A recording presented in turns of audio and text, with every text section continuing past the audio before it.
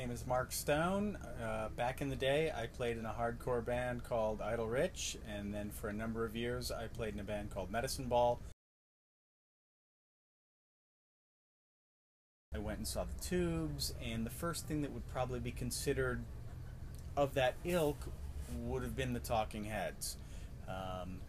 Shortly thereafter, I would have seen Elvis Costello, the Boomtown Rats, Devo, some larger name things like that.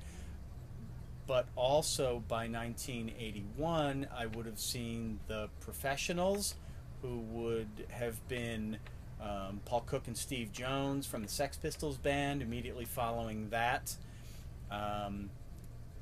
And Black Flag in 1981 as a five-piece when just after Henry had joined and Des Cadena still played second guitar and Emil was the drummer. So over the course of a very short period of time, it went from Kiss to Black Flag. The Black Flag show was at the Living Room. I don't remember how I got in. I was way underage. I don't remember if I had a fake ID or if it was all ages. I think it was 1981. At that point, I had already seen The Decline of Western Civilization movie and knew about them primarily from that. I remember the whole atmosphere at the show being really, really scary. There were folks down from Boston, and the whole vibe was kind of terrifying, and I felt somewhat out of my league. I have a Santa Cruz red dot insignia skateboard that I've had since 1982. I think that's probably my favorite. I wish I'd seen the Birthday Party. I absolutely adore their records. The videos I've seen of them from the day seem explosive. My most compelling skateboarding memory, for whatever reason, is kind of ancillary to skateboarding, but it was of Mark Gator Rogowski in the courtroom at his sentencing apologizing for the murder of the girl that he killed.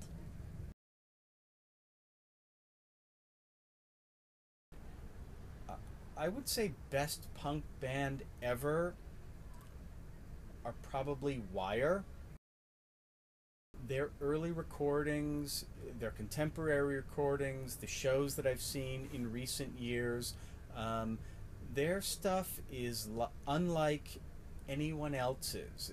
You know, even early punk bands like the Sex Pistols or the Clash or the things that you think of as being the first wave of British punk are very much recognizable as rock songs. They're verse, chorus, solo, chorus out.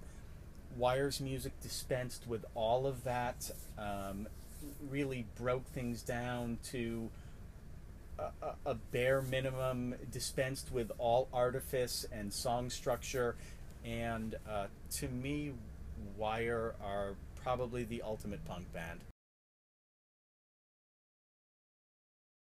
My favorite skateboarder of all time was a kid that I grew up with in Barrington named John Heltzel, who I haven't seen in forever, but was a really gifted, natural freestyle skateboarder. Wow.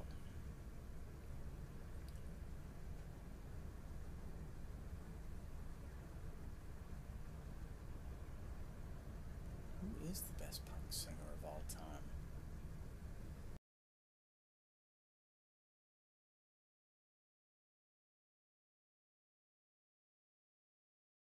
I'm going to say is Keith Morris. In terms of his longevity and his influence over American punk music, I don't think anyone would have really thought when he was singing on those first Black Flag singles that he was really inventing the American hardcore genre. And over the course of a slew of Circle Jerks records, and now the off records that he's made in recent years, I would say that he is probably the most important punk singer of all time.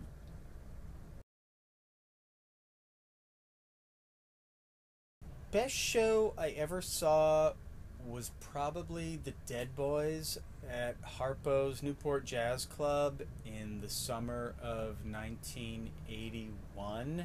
I was, I believe, 15, not quite 16.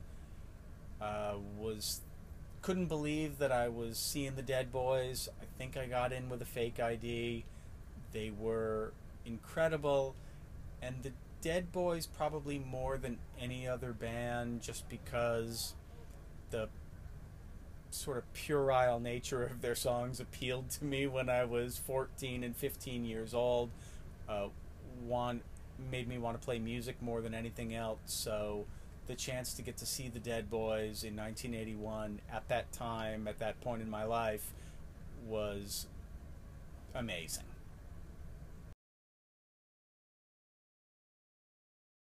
I've played a lot of really good shows over the years. Back in the hardcore days when I was in Idle Rich, we were fortunate enough to open for the Circle Jerks,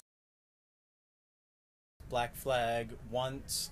There was a festival at the Living Room of about 15 or 16 bands.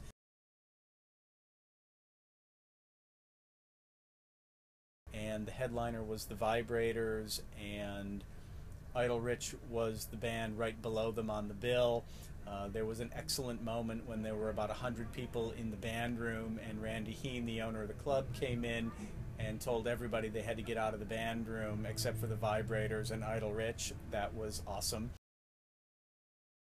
Was in, I think it was 1989, also at the Living Room, and it was Soundgarden, Screaming Trees, and Medicine Ball opening, and it was sold out. There were probably close to 1,000 people there, and we played incredibly well, and I thought that our future looked bright at that point.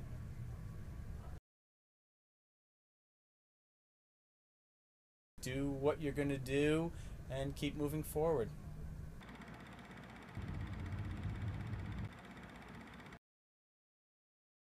Last night I went and saw the John Spencer Blues Explosion in Boston, who I hadn't seen in at least a decade, and they were fantastic. John Spencer is the coolest motherfucker of the week. In early 1984, the band I was playing in at the time, Idle Rich, opened for Black Flag and the Nig Heist at the Living Room. So that was one of those SST global package tours that came around, and Randy Heen was somehow able to get us on the bill. And so we went on first, and I didn't know anything about the Nig Heist at the time before they went on. But at that time in 1984, I was 18 years old. It was an all-ages show, and there was a very sort of positive vibe around the whole Rhode Island hardcore scene. And so when Black Flag's roadies, the guys who were in the Nig Heist, got up on stage and were playing naked and were in loincloths, and I'm totally fine with what they did if it was, an 18 or a 21 plus show. But there were really, really young kids at this all-ages show while the Nig Heist were playing these insanely offensive songs. If Nig Heist played in town tomorrow, I'd go see them. But in the context of the show at that time, it was really, really inappropriate. People went to see Black Flag, and especially underage girls, and they were subjected to this whole thing. Anyway, at one point during their set, I'd had enough, and I climbed up on stage, and I got into a fist fight with their singer Mugger. I got thrown out of the club, and that was the end of the night for me.